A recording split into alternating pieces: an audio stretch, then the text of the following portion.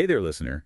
Today we're going to be diving deep into something people have been debating for, forever. Free will. Like, do we actually have control over the choices we make, or are we all just kind of running on autopilot? Ooh, that's a big one. It is, right. Mhm. And to help us explore this, we're going to be focusing on Chapter 1 of Kevin Mitchell's book, Innate. Have you read it? Oh, yeah. I love how Mitchell starts the book with this, really thought-provoking question. Are we player one in the game of life, calling the shots? Or are we more like, those super sophisticated NPCs just following our programming? That's such a great analogy. It really Yeah. makes you think about all those hours we spend in video games, feeling like we're making these big important decisions for our character. Yeah, totally. But then you realize those NPCs are just going through their little routines. It makes you wonder, how different are we? Right. And Mitchell takes this analogy even further. He talks about watching his son play a video game, totally immersed in making choices for his character. But then he contrasts that with the non-player characters, like the bartender who always says the same lines, the enemies who attack right on cue. Their actions are completely predetermined, just, lines of code written by the programmers. It really makes you question if our choices are actually ours, or if we're just following some script we're not even aware of. Right. And, Mitchell doesn't shy away from the arguments against free will. He brings up some pretty interesting examples, like how alcohol and drugs can alter our behavior. Oh, for sure. Basically, by messing with our brain chemistry. It's a pretty stark reminder that our choices, aren't made in some kind of mental vacuum detached from our physical selves. Yeah, it's like that saying in vino veritas, in wine, there's truth. Maybe in altered brain chemistry, there's less free will. But it gets even more complex than that, right? Absolutely. Mitchell points out that brain damage or certain mental health conditions can also really impair our decision-making abilities. Makes sense. So if who we are, ourself, and the choices we make are so vulnerable to physical changes in our brains, does that suggest there's no ghost in the machine after all? Ooh, it makes you wonder if we're just really complex biological machines responding to, stimuli in predictable ways. Yeah, and the more you think about it, the more examples pop up. Our genes, our upbringing, all those experiences that shape our preferences and beliefs, they're all influencing our decisions, often without us really even being conscious of it. It's like we're carrying around this invisible baggage that's shaping how we see the world and how we react to it. So where does free will even fit into all of this? Yeah. Everything from our biology to our environment is shaping our choices. Is there any room left for genuine agency? That's where Mitchell brings in some really fascinating insights from neuroscience. Research is increasingly showing the mechanisms of how our brains make decisions. Okay. He even mentions studies where scientists could predict a person's actions just based on their brain activity before they were even consciously aware of making a choice. Pretty wild, right? That wild. It's like our brains are making the decisions before we even know what's going on. So if our brains are just these complex machines running on autopilot, where does that leave our sense of self? That's a great question. And it kind of leads us to another one of Mitchell's analogies, the idea of building robots. He uses this to illustrate how even small variations in tuning can result in robots with very different personalities. Okay, so how does robot building connect to our brains and free will? Think of it this way. Our genes and all our unique experiences kind of tune our brains, just like a programmer might, fine-tune a robot's code, right? What? And these, tiny differences in wiring are part of what makes us all so different, right? All the amazing variety of human personalities and behaviors. So are you saying if we're basically walking around with these pre-tuned brains, how much control do we really have? It's kind of for you to think about. Yeah, it definitely makes you question our assumptions about free will. And Mitchell takes us even deeper by introducing this concept of physical determinism. Okay, physical determinism.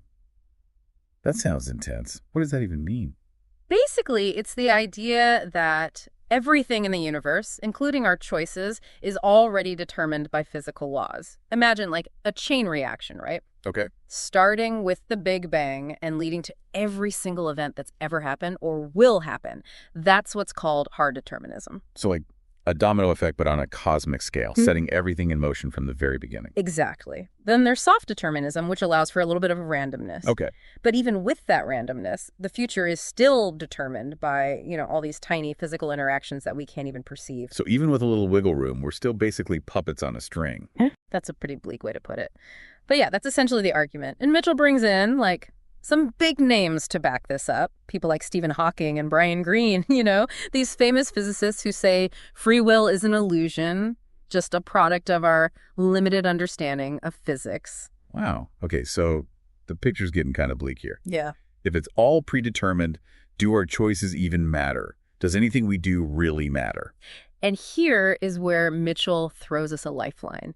He reminds us that living organisms, unlike, rocks or planets, are defined by their agency. Yeah. They act with purpose, driven by this fundamental need to survive and, thrive. So even a single-celled organism has more agency than a planet. That's kind of crazy. It really, man, and as life evolved, that drive to survive got more complex, right? Right. Leading to organisms that could actually gather information from their environment. And that's where, the seeds of value and meaning start to appear. So it's not just about reacting to stuff anymore. There's a sense of what's good or BD for survival, right? Exactly. And this is what leads to the evolution of the nervous system. At first, neurons were just simple control systems to coordinate movement. Makes sense. But over time, they became more sophisticated, connecting senses to actions in, more complex ways. Okay, so we've got these early organisms with basic nervous systems reacting to their environment. Yeah. But it's becoming more guided by this sense of value and meaning. How do we get from that to, the kind of complex decisions humans make? Well, that's when things get really interesting. Mitchell argues that as these nervous systems got more elaborate, they developed layers of processing, allowing for more nuanced responses, Okay. Instead of simple reflexes, multiple sensory signals could be integrated, leading to the development of internal representations of the world. So they weren't just reacting blindly anymore. They were building up a kind of understanding of their surroundings. Exactly. And from those internal representations, more abstract concepts could be formed. And eventually, this leads to the emergence of understanding, meaning not just mechanistic reactions becomes the driving force behind actions. It's pretty amazing to think that meaning itself, evolved alongside life, becoming richer and more complex as time went on. It is. And Mitchell really stresses this point, the ability to act based on meaning that's not an illusion. He says even though the universe might have some inherent randomness, low-level physics alone doesn't determine everything. So it's not just about that domino effect from the Big Bang, setting everything in motion. There's room for genuine choice. That's Mitchell's argument. It's not just about the patterns of neural activity in our brains, it's about what they mean, how they're interpreted by the system based on its own unique structure and history. Hold on. So our past experiences are embedded in the way our brains work. It's like our brains are carrying a record of our lives. Yes. And this is one of his key points. Living organisms, they embody their history and their physical structure. It's not about erasing the past or being free from all influence. It's about how that history informs who we are and shapes the choices we make. That's a really interesting way to look at it. Our past isn't baggage. It's part of what makes us U.S., and it shapes our ability to choose. But what about how it feels?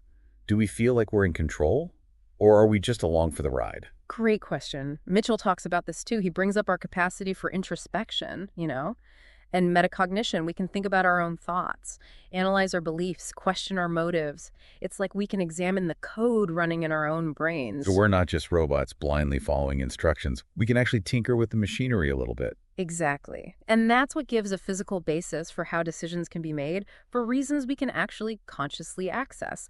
It's not just random neural firing. It's about assigning meaning and making choices based on that meaning, informed by our unique history and our ongoing self-reflection. Okay, so we're building a pretty good case for some form of free will here. So how does Mitchell finally answer his own question? What kind of free will do we actually have? He says that we are, in fact, agents. We make choices based on meaning and purpose, shaped by both our biology and really our experiences. We're not passive machines. We're active participants in our own lives. That's pretty empowering. But it also brings up another question. What about moral responsibility? If our choices are influenced by all this stuff outside of our control, how can we hold anyone accountable for their actions? That's a huge question. And Mitchell knows it's got some really tricky implications. It's not an easy answer. Like, if our genes and how we were raised, and even, unconscious brain stuff, if all that plays a role, how can we judge anyone fairly for their actions? Right. If someone commits a crime, but their brain was basically like wired for it because of their past, Yeah. can we really blame them? Does that mean we just like throw out the whole idea of punishment? Mitchell doesn't go too deep into like the legal or philosophical side of things, you know. Yeah. He mostly suggests that as we get a better grasp on agency, our ideas about responsibility might need to change too. It's like maybe our justice systems right now are based on an outdated understanding of how people work. So it's not that there's NO accountability, Yeah. but we need to get way more sophisticated in how we deal with it. Exactly. If we can really see how much biology and experience affect behavior, it could lead to a more effective and a more just way to approach things, both punishment and a rehabilitation. It's like we're moving away from the simple idea of everyone being perfectly rational, making completely free choices. We're starting to see the bigger picture with all its like messy complexity. Exactly. And this shift in how we think, it could have huge consequences. Not just for the legal system, but for how we treat each other day to day. Imagine if we understood that everyone is influenced by things outside their control, Yeah. Wouldn't that make us a lot more understanding, more compassionate? Totally. Like instead of judging someone just on what they do, we try to understand the context, the history that brought them to that point. Right. We'd be less quick to judge and a lot more willing to give second chances. We've really gone deep on this one. Yeah. Mitchell really gets you to rethink what it means to be an agent, to see how biology, experience, and meaning, they're all intertwined in how we make choices. And what's so cool about Mitchell's approach is that he doesn't just give us this, like, deterministic view of the world, where we just feel hopeless. Yeah. He shows us how our experience of making choices can coexist with what science is discovering about the brain. And one of the most mind-blowing things he says is, there is no self in a given moment. The self is defined by persistence over time. I'm still trying to wrap my head around that one. What does that even mean in a practical way? It's like he's challenging us to see the self as a process, not a fixed thing. Okay. Our sense of self comes from this constant flow of making choices, integrating experiences, adapting to the world. It's a story that's always being written, and we are the authors, even if we don't totally control the plot. So all our past selves are kind of woven into who we are now. But we're also shaping the selves we'll be tomorrow and the next day and so on. Yes. That ongoing process of becoming, that's where true agency is. So listener, as you go about your day, making all those choices, big and small, remember, you're not a finished product. You're a dynamic process. You're a story unfolding.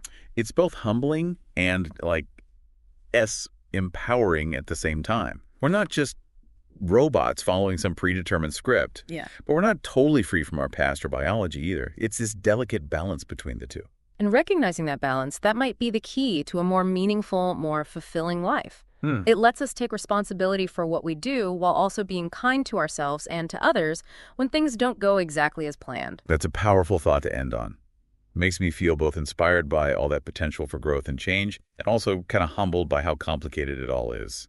Thanks for joining us for this deep dive, listener. Keep exploring, keep questioning, and keep writing.